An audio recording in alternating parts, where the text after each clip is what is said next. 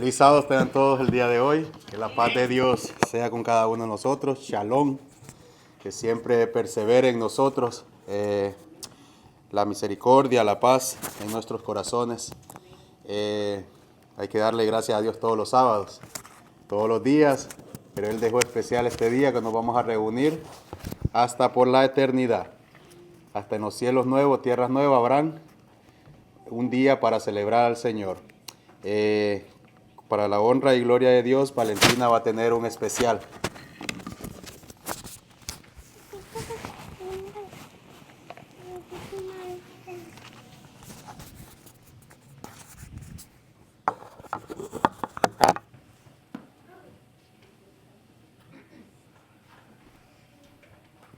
Feliz sábado, queridos hermanos. Vamos a orar antes de comenzar.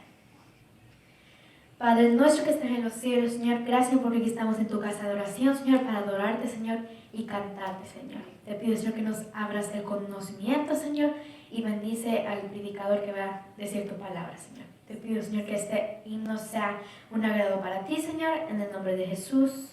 Amén.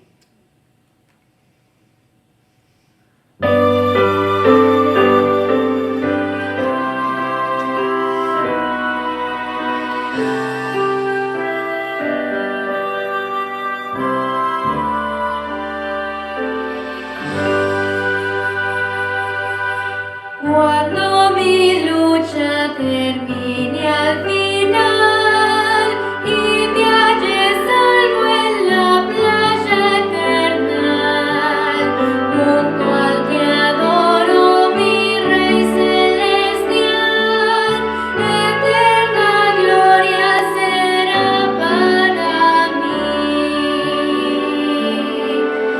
Gloria sin fin, eso será, gloria sin fin, eso será, cuando por gracia su faz vea allí, eterna gloria será para mí. Cuando la gracia infinita me dé, bella morada en la casa del Rey, maravillado su rostro veré, y eterna gloria será para mí. Gloria sin fin, eso será, gloria sin fin, eso será, cuando por gracia su paz vea allí, eterna gloria será para mí. Encontraré a mis amados allá, gozo cual río alrededor correrá, dulce sonrisa Jesús me dará, y eterna gloria será para mí. Gloria sin fin, eso será, gloria sin fin, eso será, cuando por gracia su faz vea allí, eterna gloria será para mí. Amén.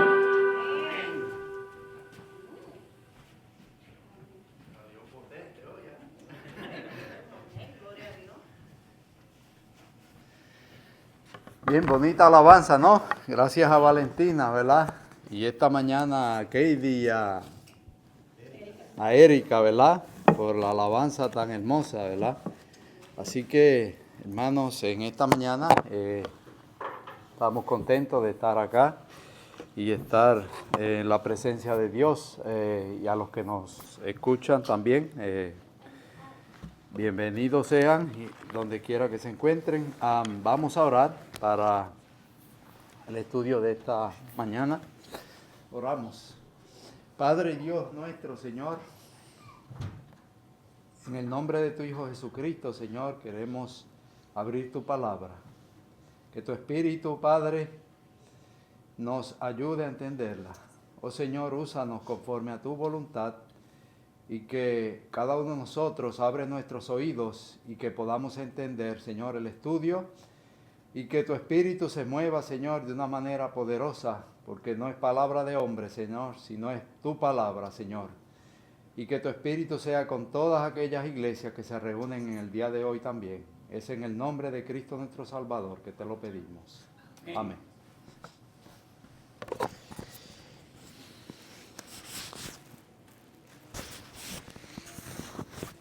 Bien, vamos a... ustedes saben que el tiempo es, aunque es el mismo, ¿verdad? Pero decimos que avanza. Vamos a ver en esta mañana, son bastantes textos, pero los vamos a presentar acá en la pantalla para ahorrar un poco de tiempo, ¿no? Si usted quiere buscarlo, también puede ir a la Biblia también, no hay problema. Ustedes saben que hace tiempito atrás estábamos hablando acerca de las fiestas de Jehová, ¿verdad? O sea, lo que llaman la fiesta judía, pero la Biblia dice las fiestas de Jehová, en el cual podemos ver el plan de salvación designado y quedamos por ver, nos faltan, una lo vamos a tocar rápido, pero faltan 3 y vamos a leer, ¿verdad? Estuvimos allí viendo en las fiestas de Jehová, en la cual se veía el plan de salvación. Vimos la Pascua, ¿verdad?, que es la muerte de Jesús. Vimos la fiesta de los ácimos o de los panes sin levadura, que es que el pan sin levadura, o sea, Cristo estuvo en la tumba y su cuerpo no vio corrupción. Vimos las primicias, que eran las primicias de la cosecha, la cual Cristo vimos que fue la primicia cuando fue levantado de los muertos. Vimos el Pentecostés, una vez Jesús se levantó de los muertos, estuvo 40 días, subió el Padre, bajó y estuvo 40 días con los discípulos, después descendió y allí en el día 50 fue el Pentecostés donde descendió de su Padre, Él le dio el poder de su Espíritu, se derramó sobre su Hijo y de su Hijo el Espíritu procedió hacia nosotros, que eso es lo que podemos ver allí cuando los discípulos estaban en el aposento alto. En esta mañana pues vamos a tocar brevemente, pero más vamos a ver el día de la expiación. Pero para el día de la expiación había lo que se llamaba la fiesta antes, es la fiesta de las trompetas, ¿ok? La fiesta de las trompetas se le llama así, ¿verdad? Porque en ese día se tocaban trompetas. 10 días se tocaban las trompetas y no sabemos que no es una trompeta como la que usted escucha hoy en día, sino que era lo que se llamaba el shofar, ¿verdad? Los cuernos de carneros. El cuerno de carnero, no sé cuántos de ustedes han visto, lo que tocaban.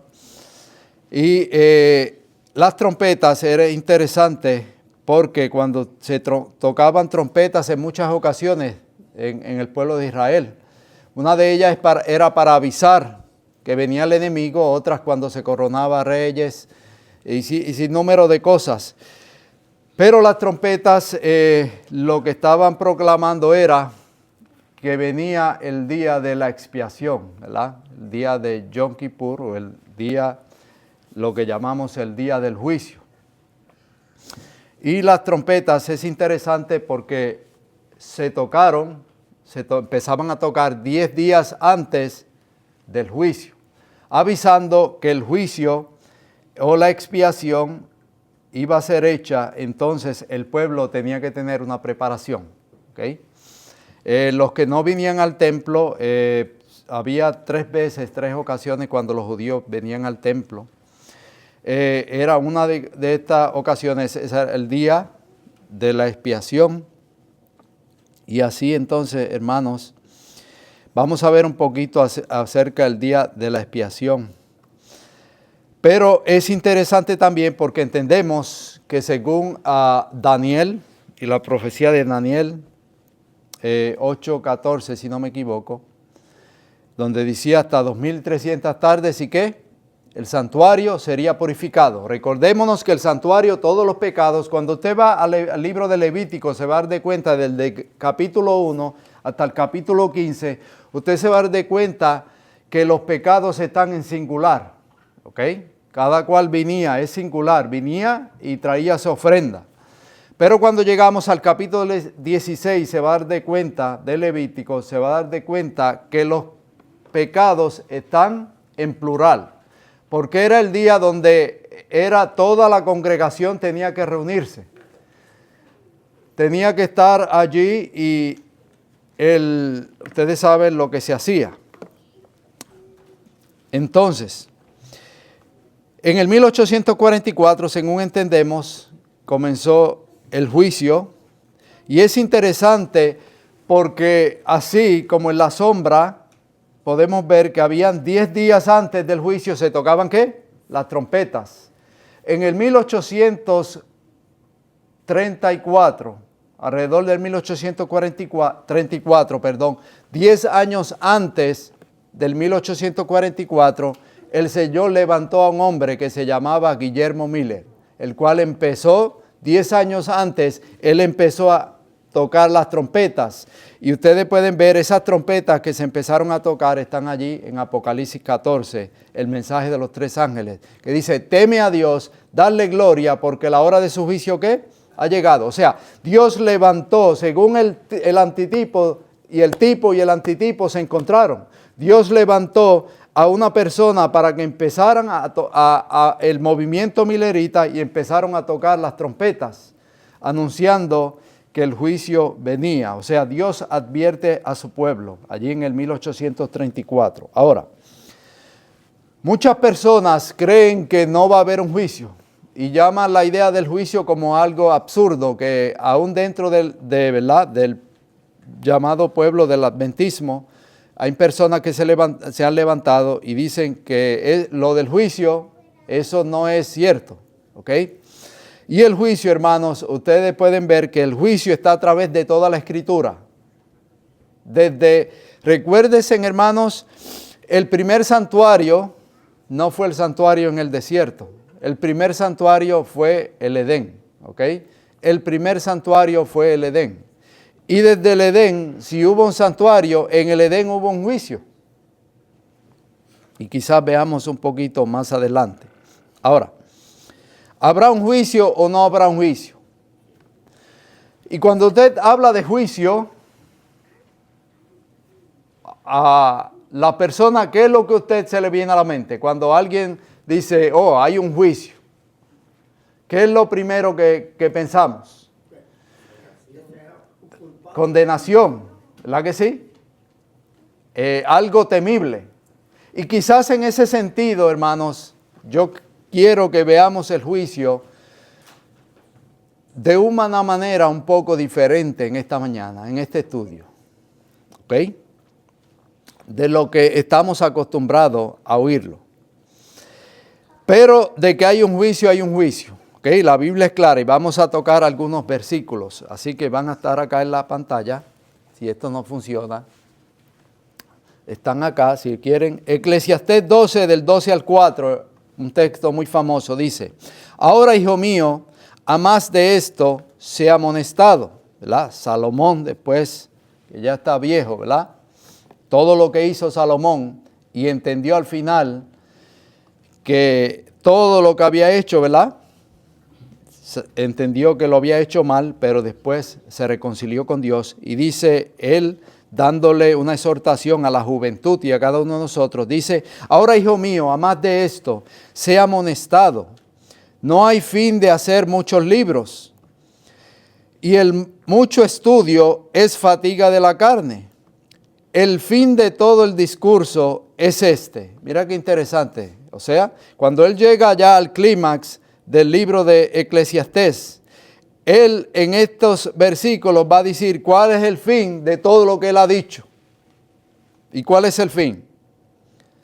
Teme a Dios y guarda sus mandamientos, porque esto es el todo del hombre, porque Dios traerá toda obra a juicio juntamente con toda cosa encubierta, sea buena y sea mala. Según Salomón dice, el fin de todo discurso, ¿cuál es?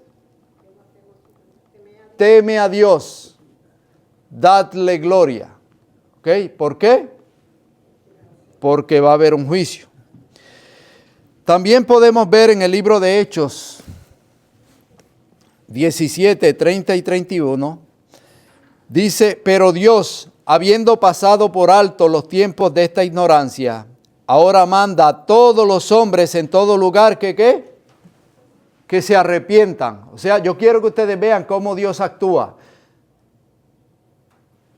Primero vimos que Salomón dice, teme a Dios. ¿Ok? Tiene que ver, la relación tiene que ver con Dios. Él no dice teme al juicio, dice teme a Dios. ¿Ok? Aquí en Hechos dice que Dios, habiendo pasado los tiempos de esta ignorancia, ahora manda a todos los hombres en todo lugar que se arrepientan. Pero ¿por qué se tienen que arrepentir? Según el texto. Por cuanto ha establecido un día en el cual juzgará al mundo, ¿con qué? Con justicia. O sea, ¿Dios ha establecido un día o no lo ha establecido? Entonces hay un juicio. Pero es interesante porque Dios ha pasado los pecados de ignorancia por alto, dice el texto. Pero entonces ahora le pide al pueblo que ¿qué? Que se arrepienta. Se dan de cuenta la misericordia de Dios. Y el texto conocido en Apocalipsis 14:7, donde dice que teme a Dios. ¿Por qué? Porque la hora de su juicio ha llegado. Y entendemos que este mensaje se empezó a dar. Vimos entonces, se empezó con Guillermo Miller y los pioneros empezaron a proclamar este mensaje.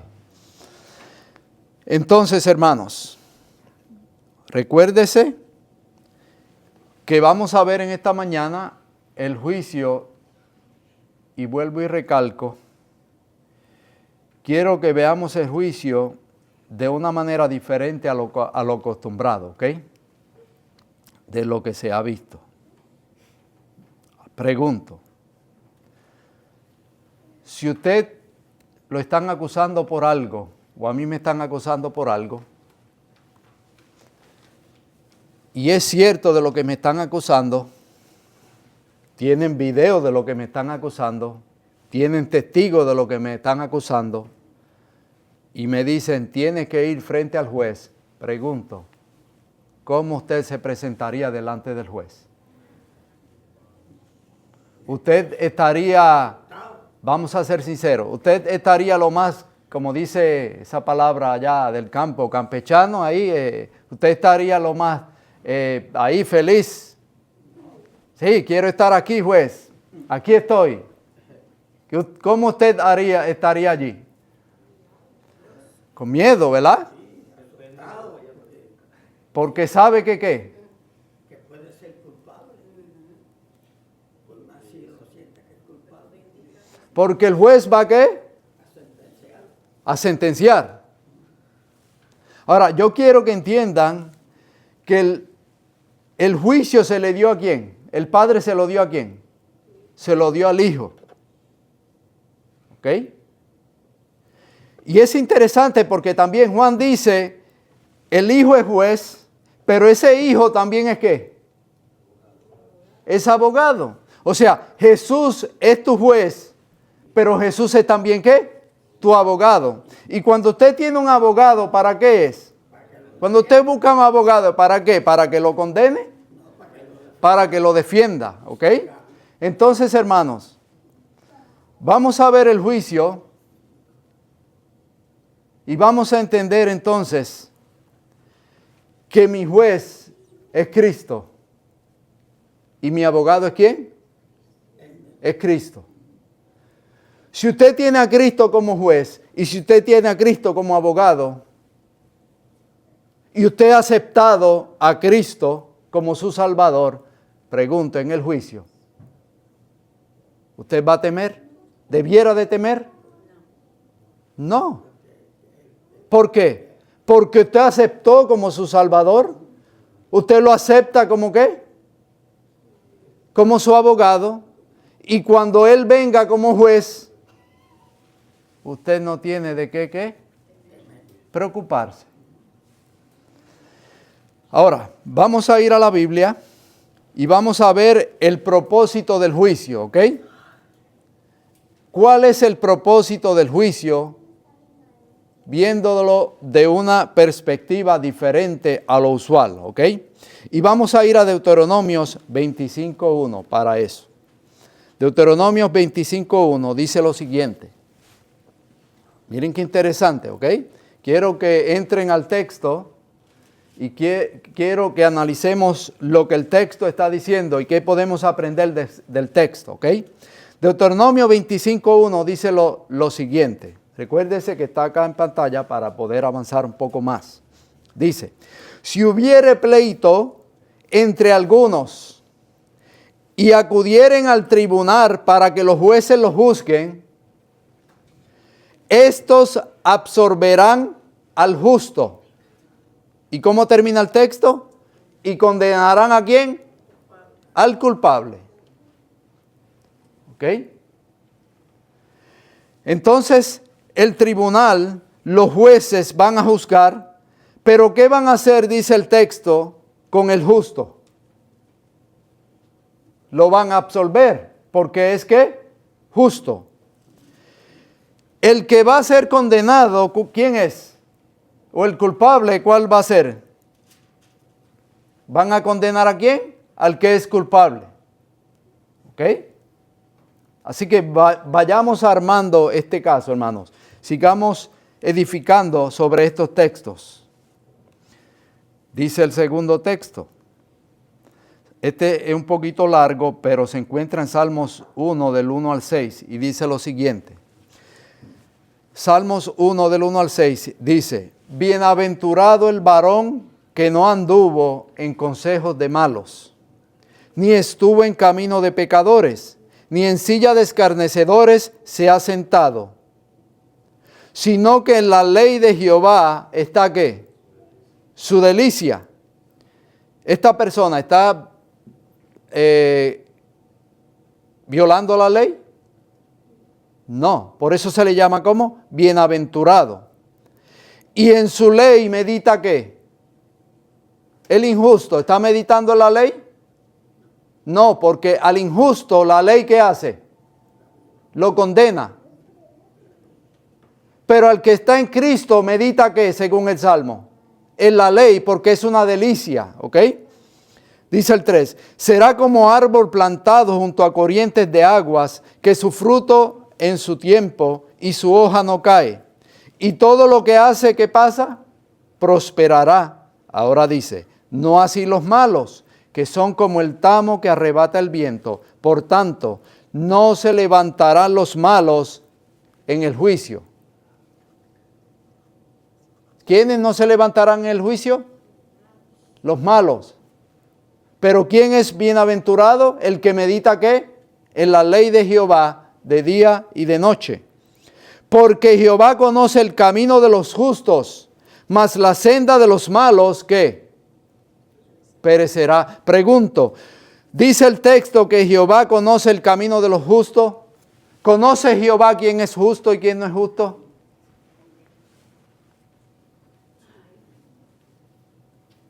¿Por qué Jehová conoce al justo?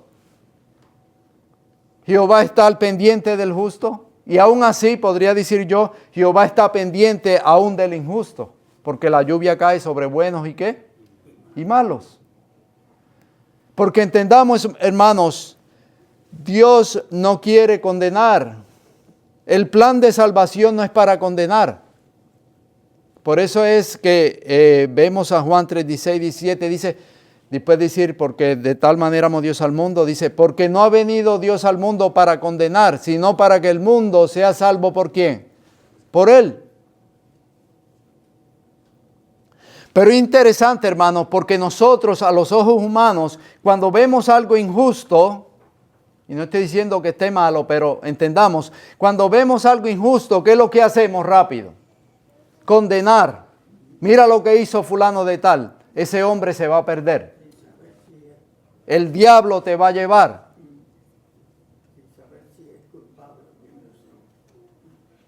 Y las cosas que yo he hecho, es la pregunta. Siempre estamos, ¿qué? Fulano, fulano. ¿Y yo? ¿Soy mejor que aquel? Es la pregunta. ¿Seré mejor?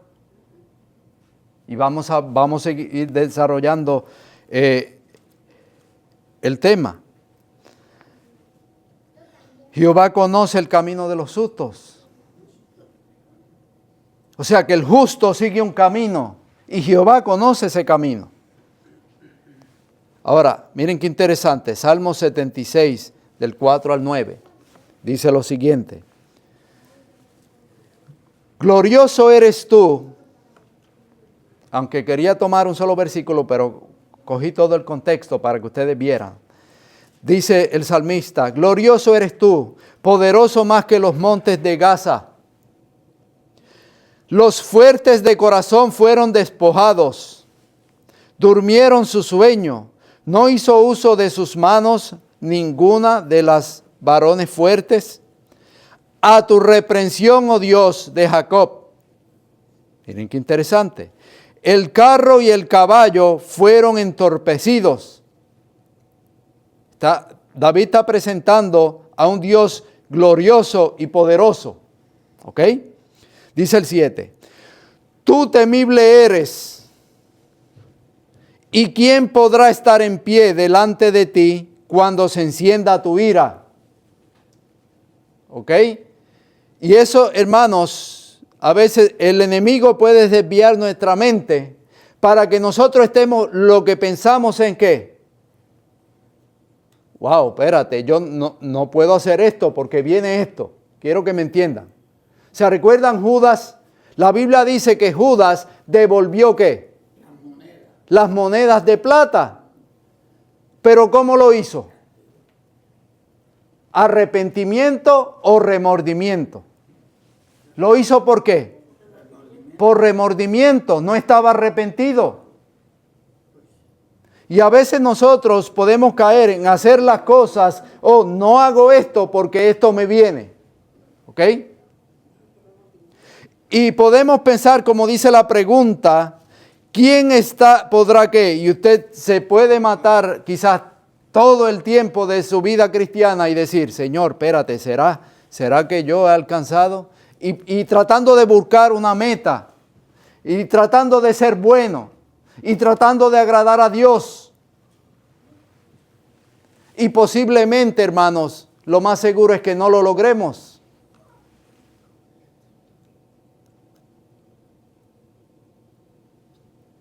¿Por qué? Porque estoy tratando ¿qué? Yo de agradar a Dios. Pregunto, verdaderamente, ¿puedo yo agradar a Dios? Si miramos nuestra vida, ¿quién soy yo? Si en realidad nos presentamos delante del juicio, ¿usted cree que verdaderamente yo soy inocente? ¿Qué usted cree? Pero entonces el enemigo viene ¿y qué? Y te acusa. Y te dice, ¿para qué, Franklin? ¿Para qué vas a seguir yendo allí? ¿Para qué vas a seguir buscando de la palabra de Dios, leyendo? Puede ser un hermano, una hermana, puede ser hasta tu propio esposo, tu esposa. ¿Y qué? El enemigo usa personas ¿para qué? ¿Para qué seguir? ¿Dónde está Dios? Pero mire qué interesante. Dice, tú temible eres. ¿Quién podrá estar en pie delante de ti cuando se encienda tu ira? Y pensamos en eso, en Dios, que Dios está irado. Que Dios es el juez que me va a condenar. Y tengo que hacer todo lo posible para agradar a Dios. Pregunto, ¿eso es lo que enseña la Biblia?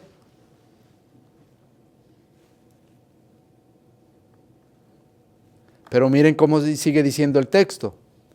Desde los cielos hiciste oír juicio. La tierra tuvo temor y quedó suspensa. Pero miren qué interesante ahora como dice el 9. Cuando te levantaste, oh Dios, para juzgar.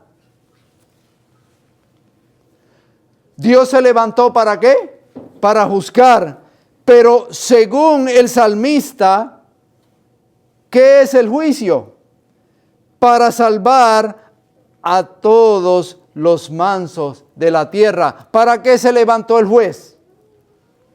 ¿Para condenar, dice el texto? Para salvar. ¿Se dan de cuenta por qué no hay que tener miedo? Porque el juez se levantó en este salmo, ¿para qué?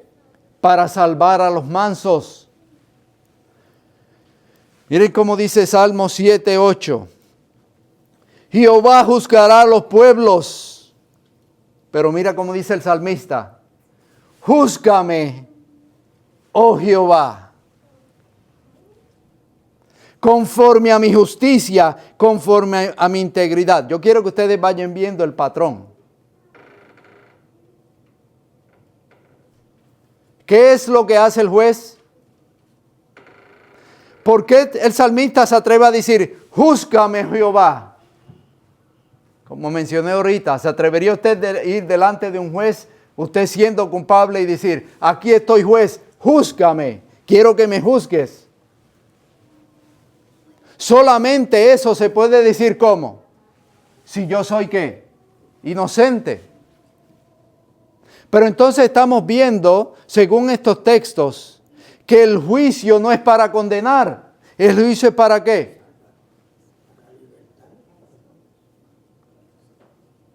O sea, ¿usted quiere justicia? El justo quiere justicia, ¿verdad que sí? Dígame si es cierto o no es cierto, como decía. ¿Por qué?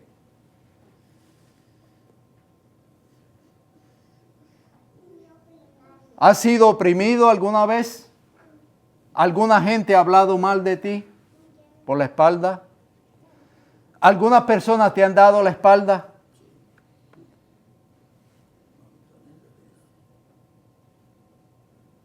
Y quizás usted quiere hacer y tomar la venganza ¿en qué?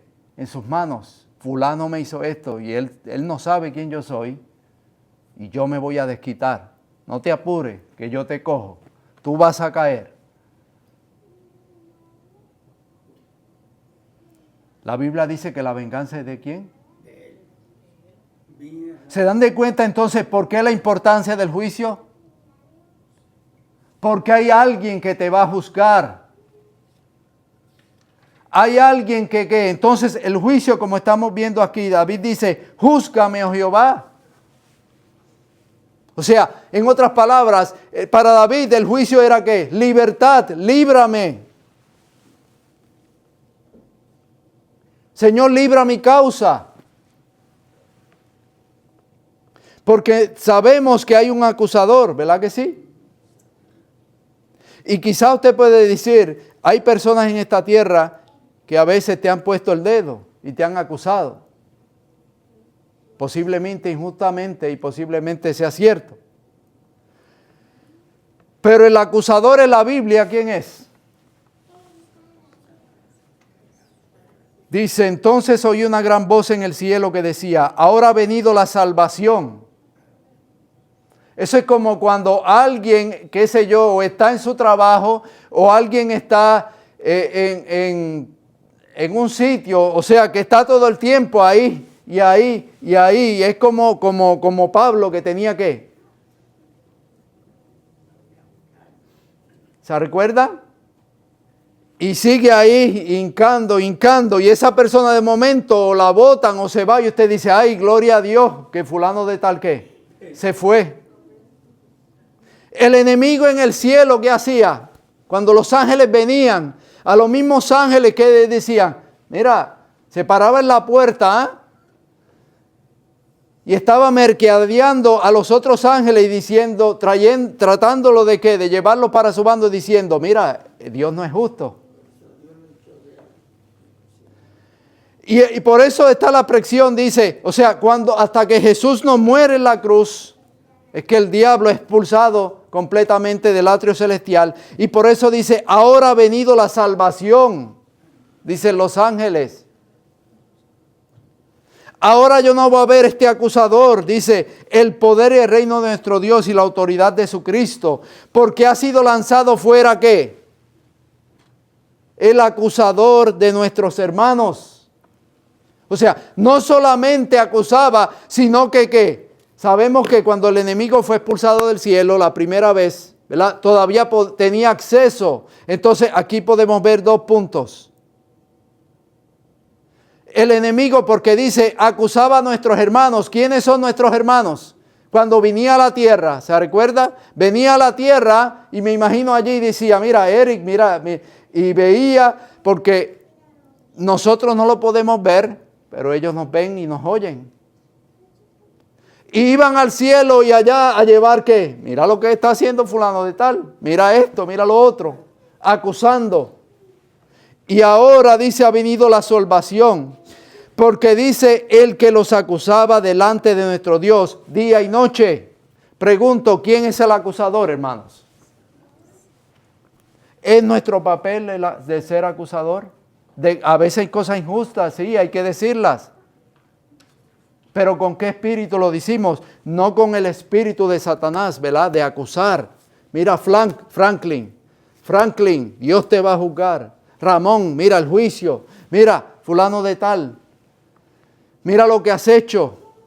Y a veces nuestra misma conciencia seguimos recordando pecados pasados. Mira lo que yo hice, mira lo que yo hice, mira lo que yo hice. Cuando Dios dice que ¿qué? Tu pecado yo lo tiré ¿dónde? Al fondo del mar.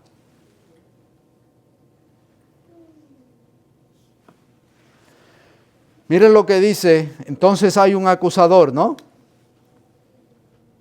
Miren lo que dice Salmos 17, 1 y 2.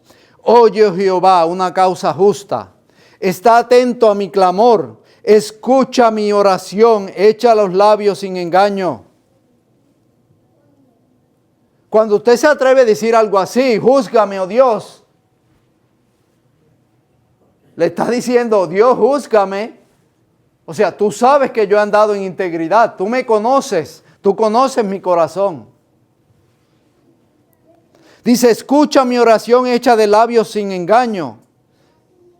Mira qué interesante. De tu presencia proceda mi vindicación. ¿Qué es lo que procede de la presencia de Dios? ¿Castigo? Vindicación. Vean tus ojos la rectitud. O sea, Dios en el juicio al justo, al que recibió a Jesús como su Salvador. Ese día para el justo va a ser un día de ¿qué? De vindicación. La acusación del enemigo va a ser un día de ¿qué? De vindicación.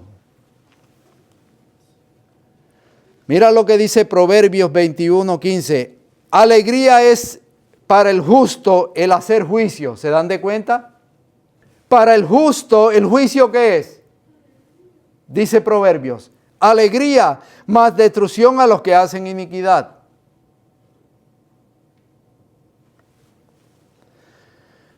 Mira lo que vuelve a decir el salmista en el Salmo 26 del 1 al 12. Júzgame, oh Jehová, dice otra vez. Júzgame, porque yo en mi integridad he andado. He confiado a sí mismo en Jehová sin titubear.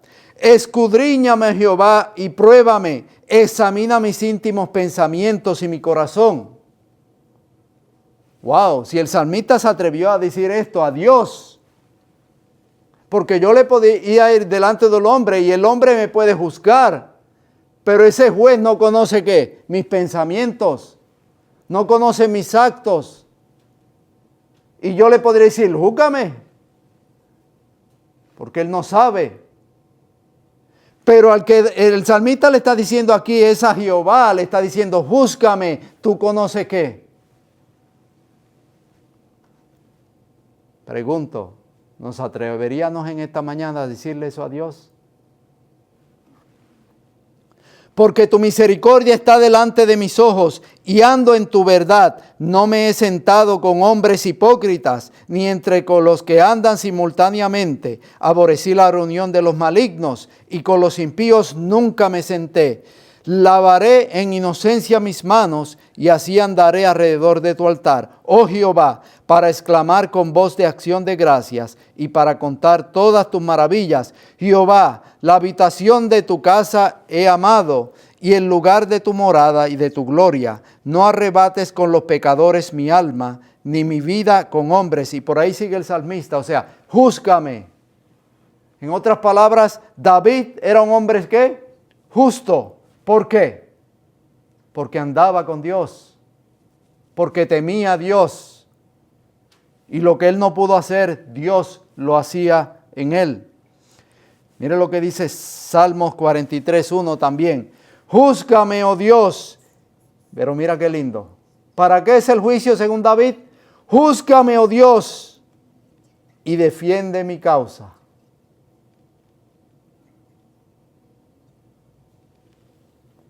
Líbrame de gente impía y de hombre engañoso e inicuo.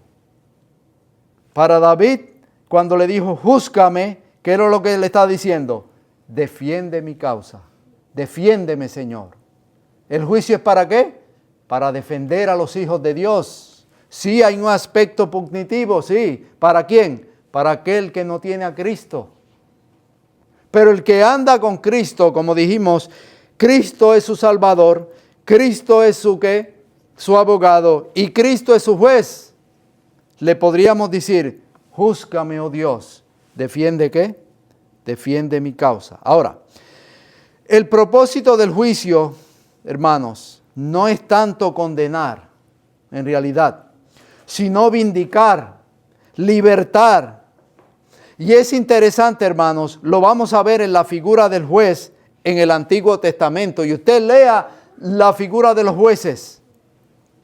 Es interesante. Mira cómo dice Jueces 2, del 16 al 18. Porque hemos visto la figura del juez bíblico como una figura mala que viene ¿a qué? A condenarme. Pero esa no es la figura bíblica de un juez. ¿Por qué Dios levantó jueces en Israel? ¿Lo hemos estudiado? Y usted se va a dar de cuenta para qué eran los jueces y que Dios no quiere enseñar con esos. Mira lo que dice Jueces 2 del 16 al 18. Dice, y Jehová levantó jueces. ¿Quién levantó los jueces? Jehová. Que los librasen de mano de los que ¿qué? ¿Cuál era la función de los jueces que Jehová levantó en el Antiguo Testamento? Librar de las manos de ¿qué? Porque el pueblo tenía opresores y la función de los jueces era ¿qué? Libertar. Pero tampoco oyeron, miren qué interesante, a sus jueces, sino que fueron tras dioses ajenos a los cuales adoraron. Se apartaron pronto del camino y que anduvieron sus padres, obedeciendo a los mandamientos de Jehová. Ellos no hicieron así. Y cuando Jehová les levanta jueces, Jehová estaba con el juez y los libraba de mano de los enemigos todo el tiempo de aquel juez. ¿Cuál es la figura de juez en el Antiguo Testamento? Libertar al pueblo, no era para condenarlo. ¿Cuál fue el primer juez de Israel? Se llamó Otoniel, hermanos. Miren qué interesante. En Jueces 3 del 9 al 10 dice lo siguiente. Entonces clamaron los hijos de Israel a Jehová, y Jehová levantó un libertador a los hijos de Israel y los libró, esto es, a Otoniel, hijo de Cenaz, hermano menor de Caleb. ¿Se recuerdan de Caleb? Era el hermano menor era el hijo de Cenaz, que era hermano de Caleb. Pero miran cómo dice el 10. Y el Espíritu de Jehová vino sobre él, sobre el juez, sobre Otoniel, y juzgó a Israel. Y salió en batalla, y Jehová entregó en su mano a Cusán Risataim, rey de Siria, y prevaleció su mano contra Cusán Risataim. Dice que Jehová levantó a un juez y Jehová estaba con este juez. ¿Y este juez qué hizo por Israel?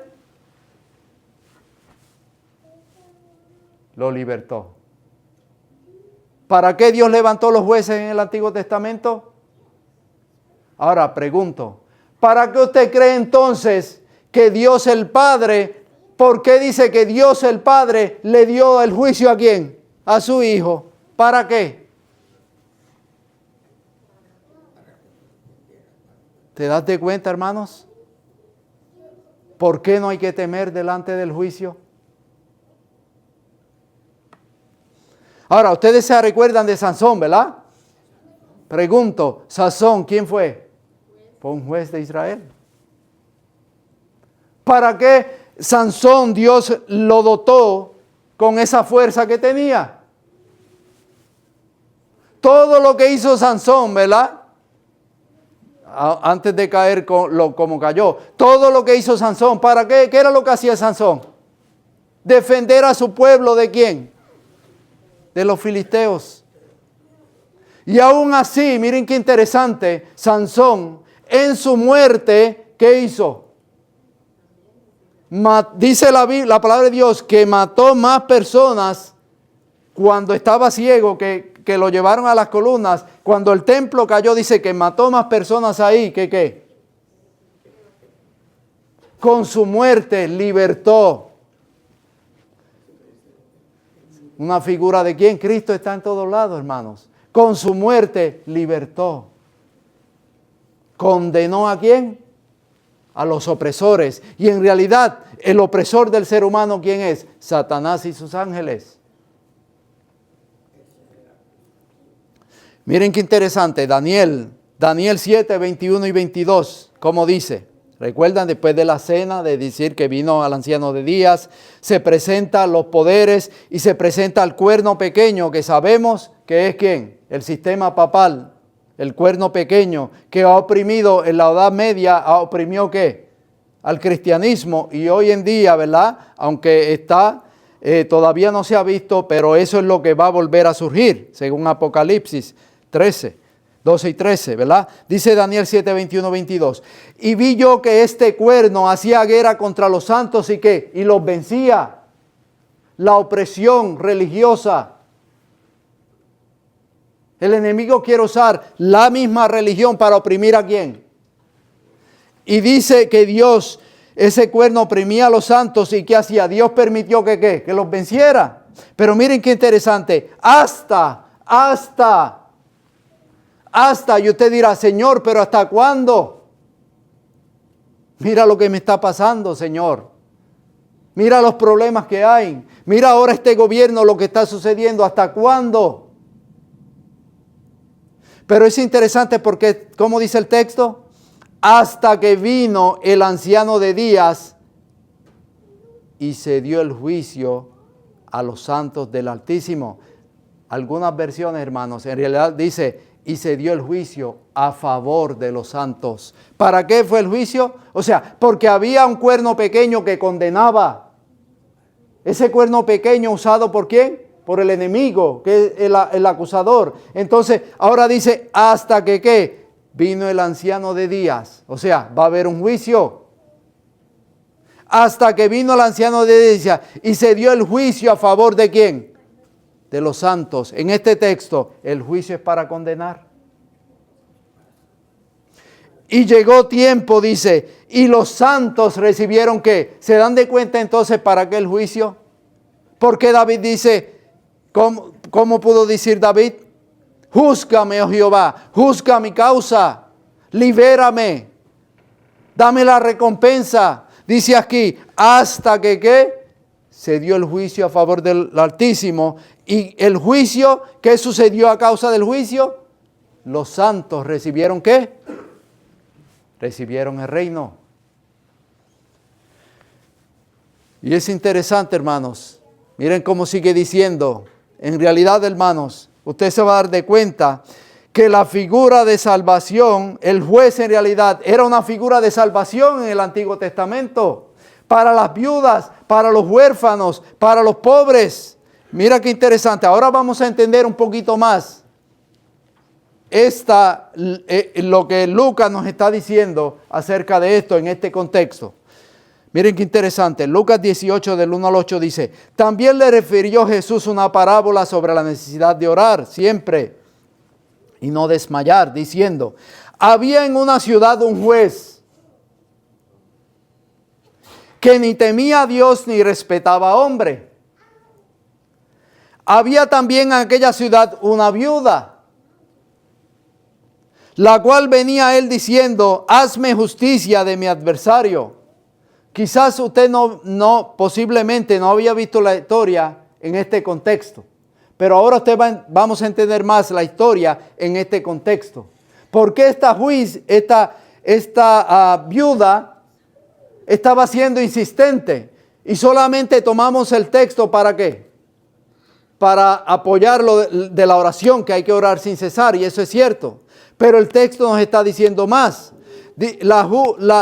¿Para qué venía esta viuda al juez? ¿Para qué venía al juez?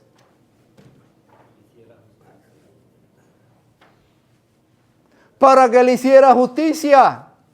¿Por qué? Porque las viudas en ese contexto de la historia bíblica, las viudas, ¿quiénes eran? Cuando usted quedaba viuda, era un 0 a la izquierda. Aún los mismos del pueblo de Dios, por eso usted puede ver allí en el libro de Malaquías. Antes de usted leer cuando dicen, traiga los diezmos al alfolí y haga alimento en mi casa, y la gente usan ese texto, ¿para qué? Para eso mismo, para condenar. Si usted no da el diezmo, usted está perdido. Pero no ven el contexto. En el contexto, esas personas, Dios le está hablando no al pueblo, sino a quienes, a los sacerdotes en el libro de Malaquías. Y el Señor le está hablando a ellos porque esos mismos sacerdotes que se cedían llamar del pueblo de Dios, cuando veían a una viuda, cuando veían a un pobre, ¿qué hacía? Lo echaran a un lado. No había ayuda para esas viudas. No ayudaban al prójimo. Y en ese contexto Jesús le dice, traigan el diezmo al alfolí y haya alimento en mi casa. Porque ellos estaban ¿cómo? Con sus túnicas, tremendas túnicas y su atuendo y yendo de lugar en lugar y hablando en público, como el fariseo y el publicano, ¿se recuerdan? Mientras quienes estaban sufriendo. Pregunto, ¿pasará eso hoy en día? Y esta viuda fue delante del juez. Y es interesante porque la historia dice que esta persona no temía a Dios. Pero la viuda era insistente y le decía, venía a él diciendo, hazme justicia de mi adversario. ¿Para qué vino al juez? ¿Cuál es la figura del juez? ¿Condenar? Ella quería justicia. Y sigue diciendo el texto, y él no quiso por algún tiempo, pero después de esto dijo dentro de sí, la doña siguió insistiendo y insistiendo y insistiendo, hasta que el hombre se cansó, dijo, que yo no lo quiero hacer, mira, lo voy a hacer porque ya esta señora ya me tiene cansada y ya no quiero que siga viniendo. Mira, ¿sabes qué? Ven acá. Te voy a hacer justicia, dice el texto. Sin embargo, porque esta viuda me es molesta,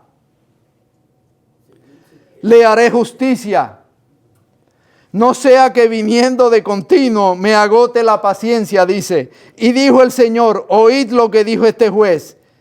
Ahora dice él, está haciendo el contraste. Mira, este hombre que no temía a Dios, le hizo justicia a una viuda. ¿Entendemos la parábola? ¿Cuánto más yo, que soy tu juez, no quiero hacerte justicia? ¿Se dan de cuenta, hermanos? ¿Para qué el juicio? Os digo que pronto, ahora, aquí está la clave, hermanos. Esto es interesante. Vamos allá descendiendo, dice el 8. Y esto es, tenemos que prestar atención a este texto. Siempre vemos, pero nos quedamos ahí. Pero miren cómo dice el 8. Os digo que pronto le hará justicia. En el contexto la pregunta es, ¿y acaso Dios no hará justicia a sus escogidos que claman a Él día y noche? Pregunto, ¿tú quieres justicia?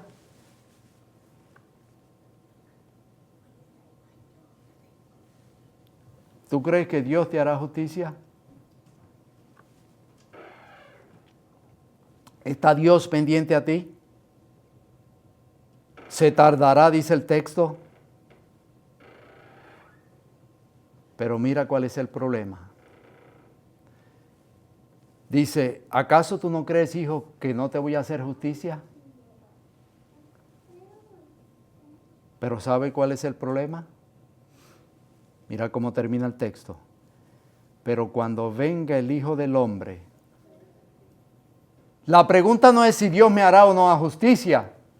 Usted quiere que Dios haga justicia. Y en el contexto que hemos visto, la justicia es ¿para qué? Para liberar, para vindicar, para librar su caso. Para que aquel día delante del enemigo, cuando te condene y dice, sí, pero mira todos los pecados que hizo fulano, y están escritos, el gran juez que le va a decir al enemigo, eso es cierto. Y yo más que tú lo conozco, porque yo puedo leer sus mentes, tú no. Pero ¿saben qué? En cada uno de ellos dice que arrepentido y perdonado. ¿Será un día de justicia ese día?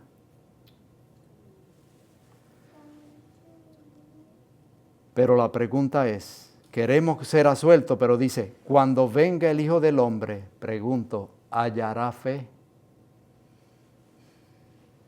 ¿Por qué está ahí mezclado en todo eso de la justicia, del juicio, de que el juez hará justicia? Pero la última pregunta termina como, ¿hallará fe? ¿Qué es fe?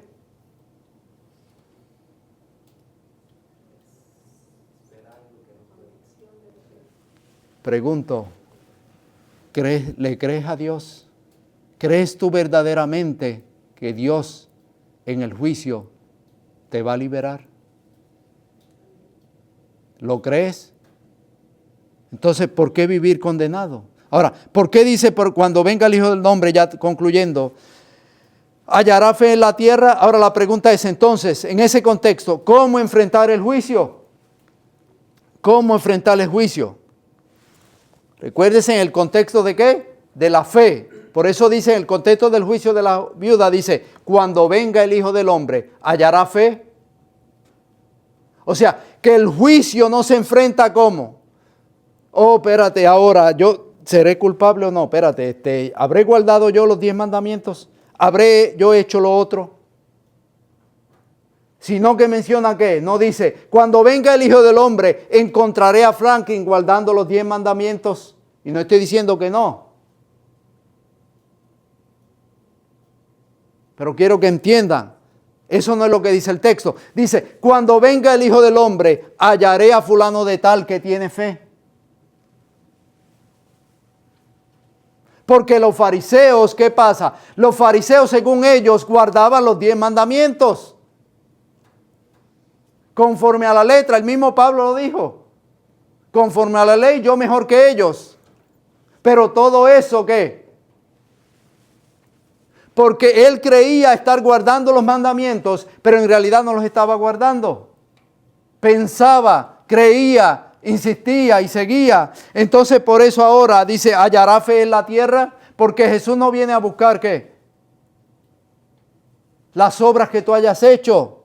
Jesús viene a ver que la fe que tú tuviste en el que puede hacer las obras.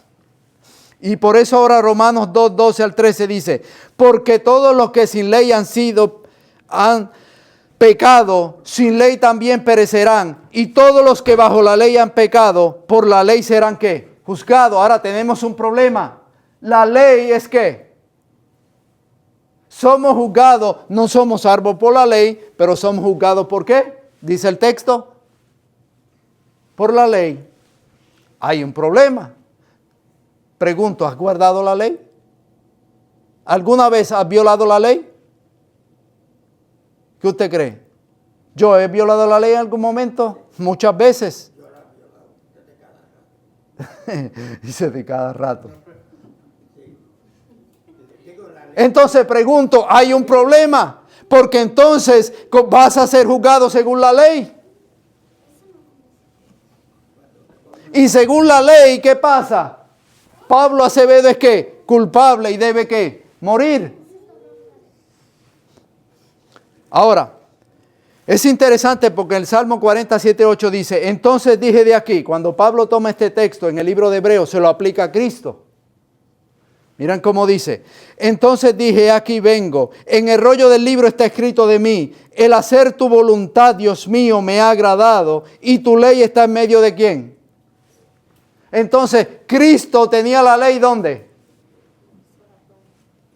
Los fariseos, los publicanos, todas esas personas de esas sectas, esos sacerdotes que decían guardar la ley era una forma que externa.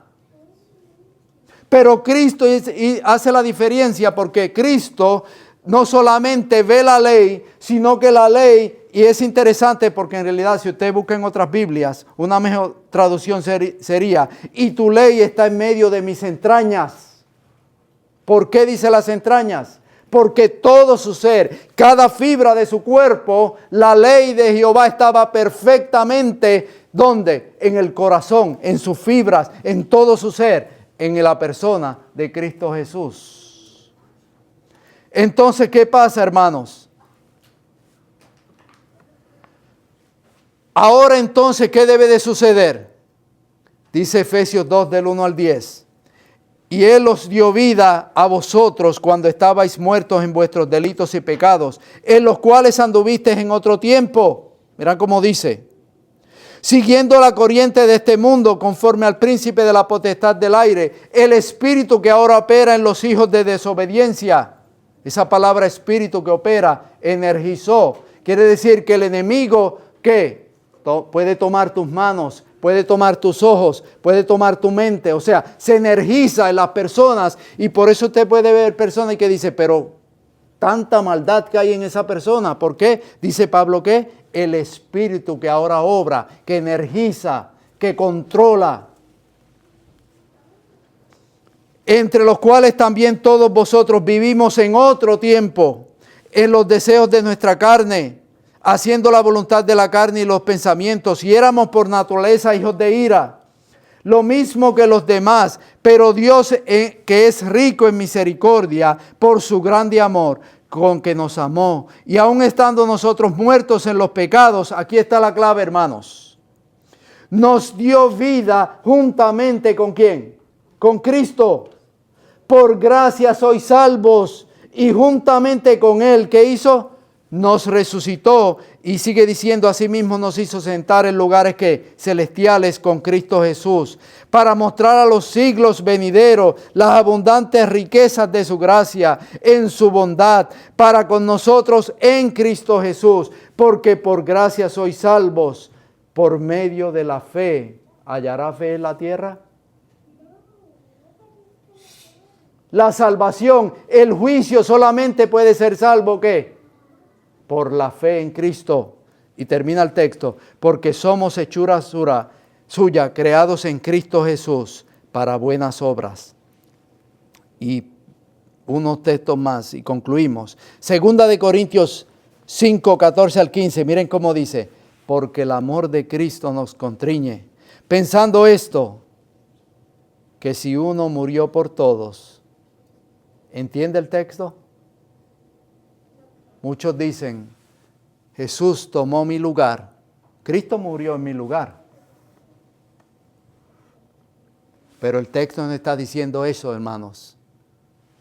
El texto dice, si uno murió por todos, luego, perdónenme que no, ahora sí, dice, porque el amor de Cristo nos constriñe, pensando esto, que si uno murió por todos, ¿luego qué? ¿Luego qué? ¿Todos qué? Mueren. Pregunto, ¿cómo podemos subsistir en el juicio entonces?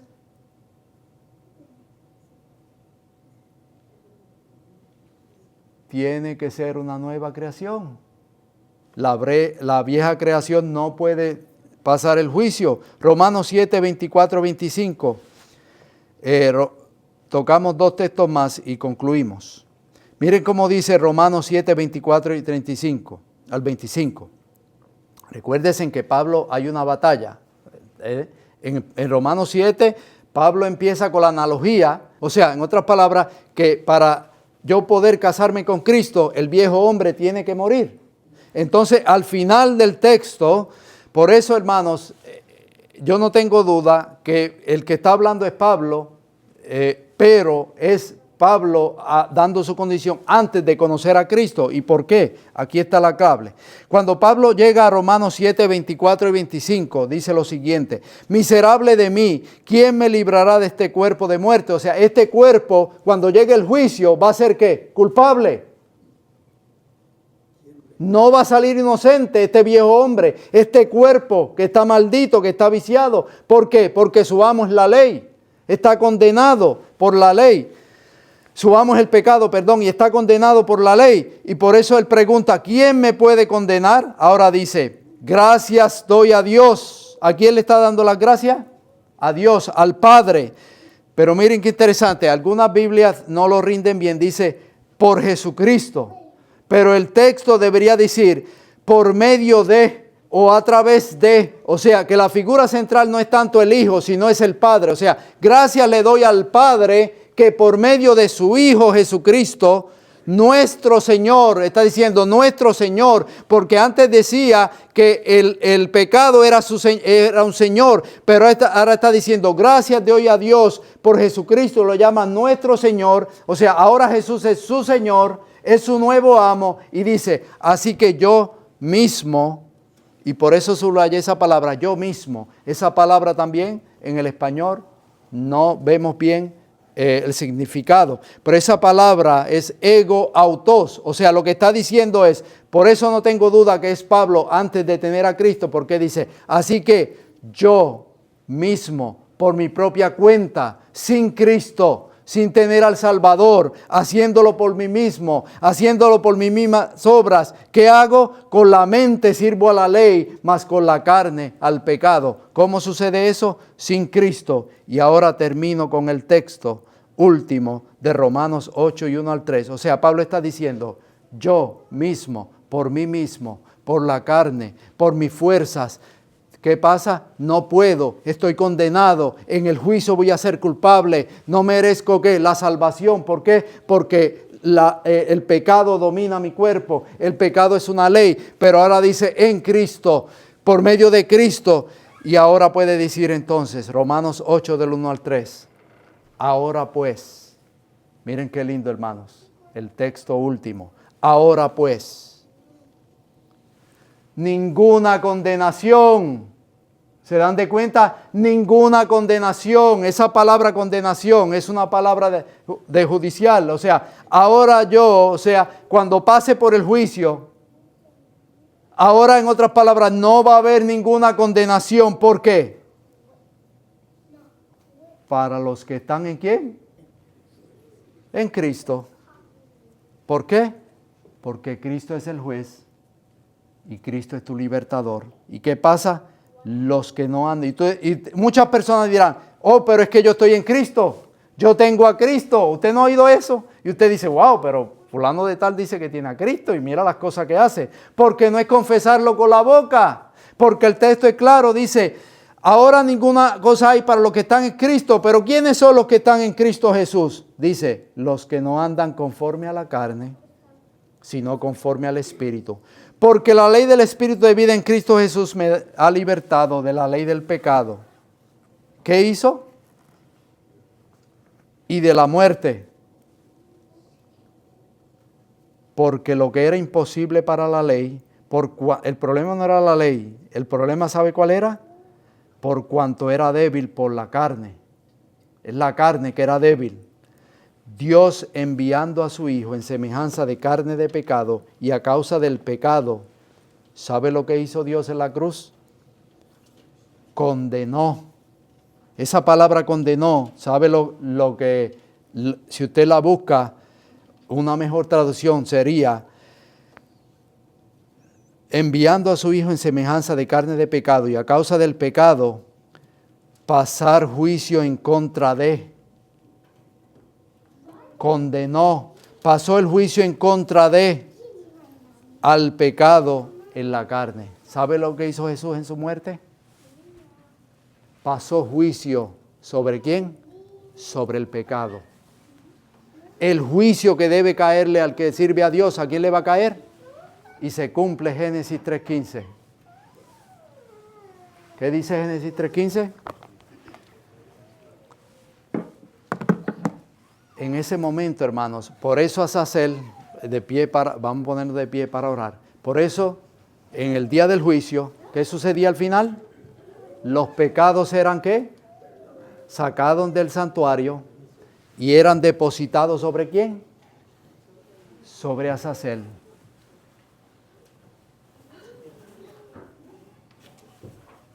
Pregunto, ¿debes de temer del juicio en esta mañana? No, si tienes a Cristo, porque el juicio no es para condenar, el juicio es para redimirte. Así que hermano, no tengas miedo si Cristo está contigo. No tengas miedo, porque Cristo es tu Salvador, Cristo es tu abogado y Cristo es tu juez.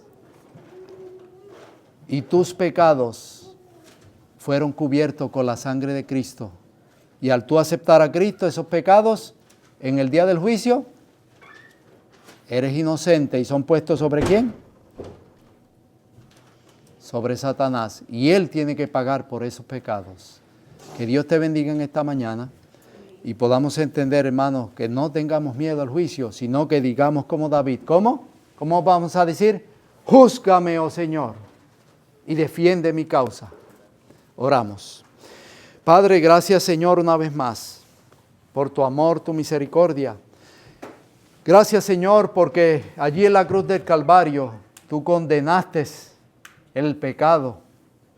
Lo clavaste en la cruz, Señor, sobre tu cuerpo. Quiere decir, Señor, que en realidad nosotros somos libertados. Ayúdanos a agarrarnos de esa salvación. Ayúdanos a agarrarnos de ese brazo poderoso, Señor. Y cuando venga el juicio podemos decir, sin miedo, júzgame, oh Señor. Líbrame de mis enemigos. Líbrame de los poderes malignos. Líbrame de todo aquel que quiera hacer el mal a tus hijos.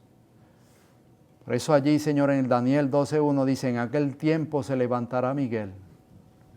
Y será tiempo de angustia cual nunca fue, pero en aquel tiempo será libertado tu pueblo, todos los que se hayan escrito en el libro de la vida. Oh Señor, aquel día te levantarás y bendicarás nuestra causa.